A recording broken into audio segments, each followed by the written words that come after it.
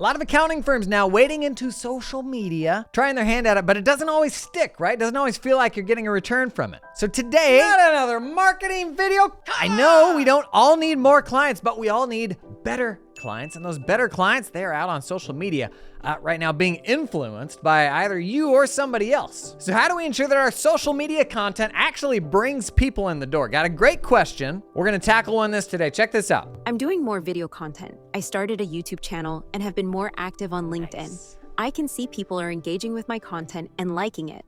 Someone also reached out as a lead, but I don't know how to develop a system to actively farm the leads, especially on LinkedIn. For example, do I randomly DM my audience with free copies of my book and gather emails rather than passively creating content?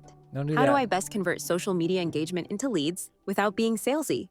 Okay, love it. So, age-old problem. You're putting stuff out, but we are accountants, so we are ROI focused. How do we make the most of this time to ensure that the people coming past, the people scrolling by that content every day, no matter where they are, how do I get them off of that platform into my web? And oftentimes, the best thing to do is just steal ideas from folks who are crushing it. Check this out. I'm gonna butcher the name.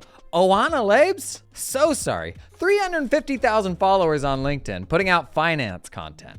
Just think about that. 350K, finance. What a bunch of nerds. But in every one of her posts, there's a couple things. There's some sort of lead magnet midway through the post related to what she's sharing, something that makes the person stop and be like, oh, geez, I need that. That would solve a problem for me. And then at the end of every post, there's a call to action, get on a newsletter list or watch an upcoming webinar, something like that. But to circle back to that lead magnet, in fact, if we click through this and we go to the page it takes you to, you're gonna get this quick little resource in exchange for your email address. And with everything going on in social media right now and how algorithms change and how Twitter, for example, X, has gotten really, really hard to connect with people on, that stuff can change any minute. So ultimately the goal with social media is always to get people off of that platform onto your own platform so you can have direct contact with them in a way that isn't dependent upon the social media platform. And that means email capture. That is getting them onto your email list so you can get in touch with them directly,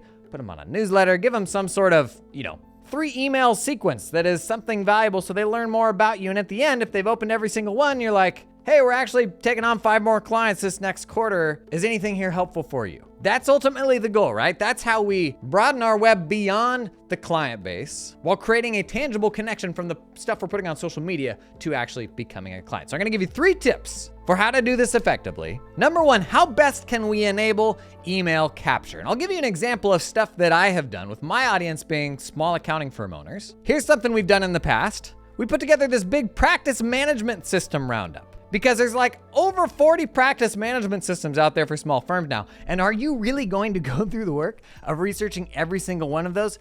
Gosh, no. But you also know how important it is to be on the right system. So we took some time, put together this big report. And when we posted this on LinkedIn, this thing ended up with over 1,000 comments. And it's because that's a really, really painful thing for us, right? Like we have an intimate understanding of just how valuable that is. So if you're scrolling along and you're like, whoa, like a 14 platform comparison, 200 plus features? That must have been a lot of work. I will stop. I will begrudgingly give you my email address and I'll get that report. That's an example of a great lead magnet that solves a really painful problem for us. And this is where specificity is gonna be the key because not all small business owners have the same pains.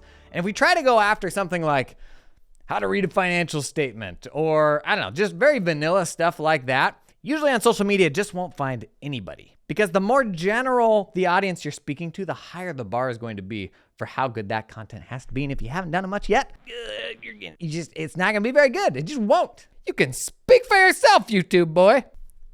Okay, so we're trying to find that really painful pain. And the trap here, what's made this difficult in the past is social media algorithms. If you just put a bunch of links in a social media post, they don't show it to anybody because they don't want people leaving their platform to go browse somewhere else. But the exception to this right now, weirdly, is LinkedIn. If you put an external link in a post in LinkedIn and remove the thumbnail preview, like the preview that it generates of where you're going to go, it seemingly doesn't impact the reach of it. At least that's the case today.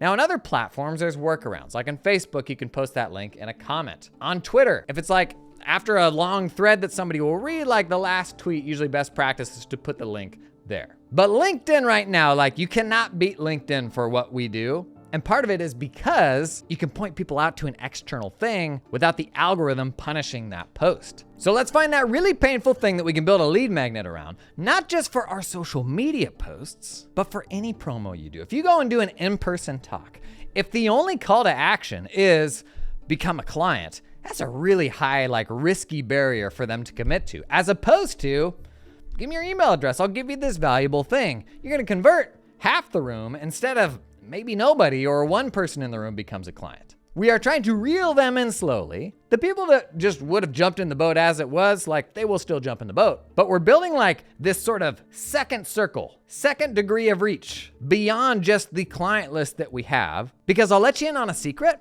The very best clients out there, they take courting. They're not floundering coming into tax season without any professional help. The people who are in that state are usually not the best clients. The best clients need to be wooed, need to be impressed by your expertise. They need to think you actually know what you're saying. They're not buying on Google reviews, and them learning more about you, via social media through an email sequence, that actually leads to a higher quality client. Okay, number 2, always start with value. Provide value first. It can be really tricky if you make this valuable thing to be go look at my valuable thing over there. And maybe the most common example of this is when we get into making YouTube videos and you're like, yeah, I made a thing and I just posted it on YouTube and everybody should go take a look. And so you run out to LinkedIn and you're like, hey guys, look at my YouTube video. And then you run over to Twitter and you're like, go over here to watch this thing I just made. And all those platforms are like, I'm not gonna show this to anybody. But for some reason, we try to funnel everybody to that main spot, the YouTube video, to get views or something like that. When what we need to be focused on is simply providing the most value we can to people wherever they are, wherever they want to consume. Somebody didn't fire up the LinkedIn app so that they can jump over to YouTube. Is the viewing experience 100 times better? Yeah, absolutely it is. But just post that video natively where that person wants to consume. The algorithm in LinkedIn or Twitter or whatever it is, it will reward you for publishing that video natively. That is, uploading the video to their platform, even though it's also in YouTube. Because if it finds one more person, that's ultimately the goal. We're not concerned about vanity metrics. We're concerned with being helpful. And so if you make something like a lead magnet, or if you write a weekly newsletter, don't go to social media and say, you're gonna love what's in my newsletter this week, but you gotta go over here and subscribe. No, you already wrote a newsletter. Take that whole newsletter, plop it into a social media platform post, and say, hey, if you wanna make sure you get this every Wednesday, here's how to get on my newsletter. You've already done the work. Give value. If you have 36 people on your email list, and there's 830 million members on LinkedIn, the move is not to go to LinkedIn and say, well, I know I can put this in front of 800 million people, but you don't get this information unless you're on my list. That's not the move, man.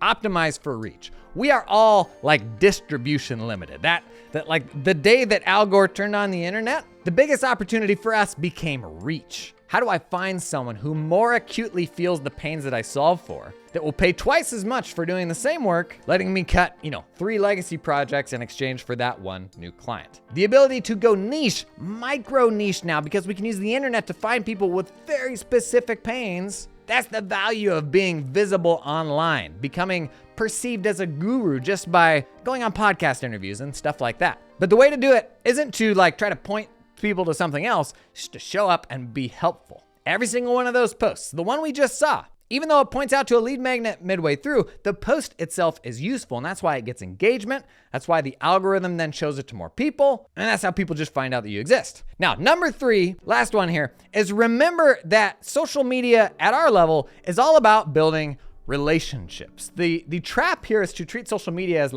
this town square where you go up to the bulletin board and you stick something up there, and then you walk away and you're like, I hope somebody sees that. Social media for us, it's not that. For every one time I post on social media, I'm posting on other people's posts, commenting, replying, probably 10 or 20 times, because that's honestly the best part of social media, especially if you're blocked by being I don't have a following. If I post, nobody's gonna see it. Cool, then don't post. Post on other people's posts that do have a following. You can also be helpful there too. Ultimately for us, it is about how we build relationships with people. And this is where pulling in a marketing agency, while there are okay ways to do this, usually misses the mark because they're just coming in and posting on your behalf, but nobody's actually doing the relationship building. Now, there is versions of social media where like you're a makeup product company and you put out a social media campaign and it has to sell 20,000 units.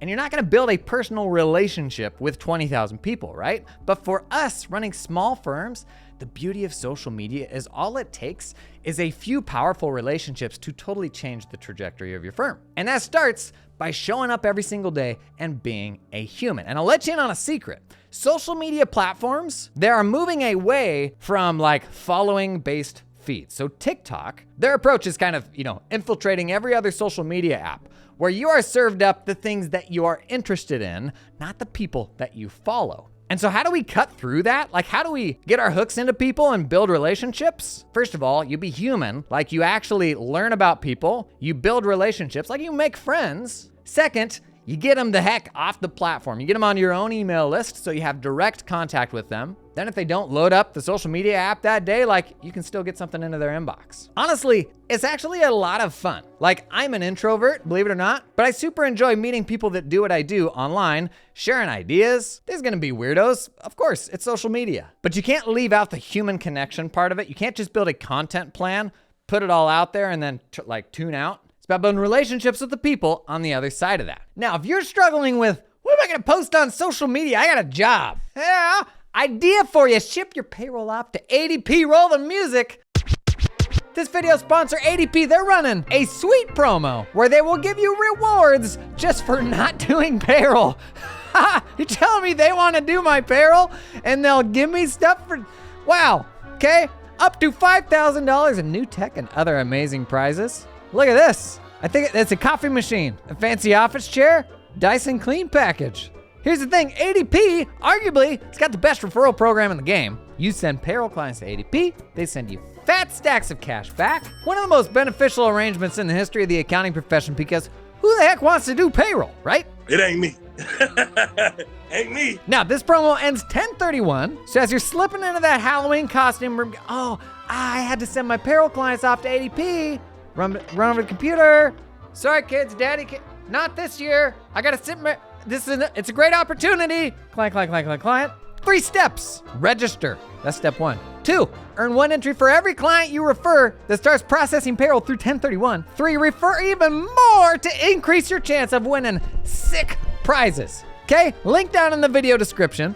Go dump those payroll clients, okay? Really, running a small accounting firm in many ways can be boiled down to how do you find that next 1.5x, 2x client, person who will pay you more for the work you already do because the problems you solve are really, really painful for them. You bring in one of those clients, cut 2 or 3 old legacy clients. Honestly, your North Star for how to run a calm, profitable firm can be boiled down to just that.